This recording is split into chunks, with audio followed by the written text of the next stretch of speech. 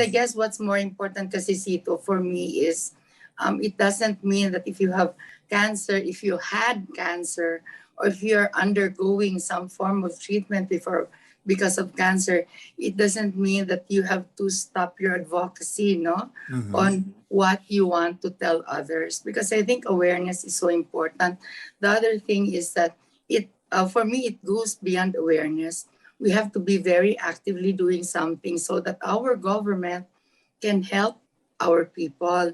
And that is the reason why I'm a part of so many groups, Cancer Coalition, and of course, EPCALM and other things, because we want policies to be changed so that we will be able to help others. You know, we have studies that if you are a cancer patient, 70% no, of Filipinos will go into indigency after several months of the treatment of cancer. We would want to tell people that leukemia is not a death sentence. It's curable, and early detection is important, though we cannot really pinpoint on how to prevent leukemia. There's no such thing as, okay, if I don't eat fat, I will prevent blockage in my heart.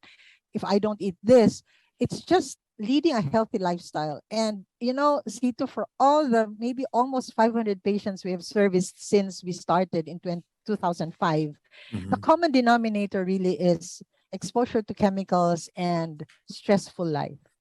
You know, teenagers who don't sleep well, they don't eat well, they're you know, just living a life that they think there's no tomorrow. But some are living so healthy and yet they get down with it. So that's why scientists say there's no one risk factor that you can say, but genetics can also come into play. So like all the cancers, you know, it's kind of the same. But with leukemia, if it's detected early, and maybe treatment is initiated early, we can probably change the course of the leukemia. But usually they come as emergency cases. So this makes they come like already, you know, very anemic or very symptomatic. But nobody can tell which ones would make it, which ones won't.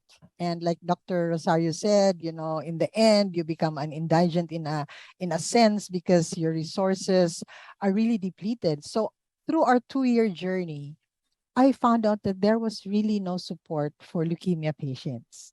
I tried to connect with some foundations, but they would say, you know, life is just so sad. You know, leukemia is just so sad. It was like a death sentence. And I said, how can we do that? How can we let people just say there's no hope? So through the 2 years we journeyed, we needed blood, we needed, you know, it was then that I realized support, you know, this group around you.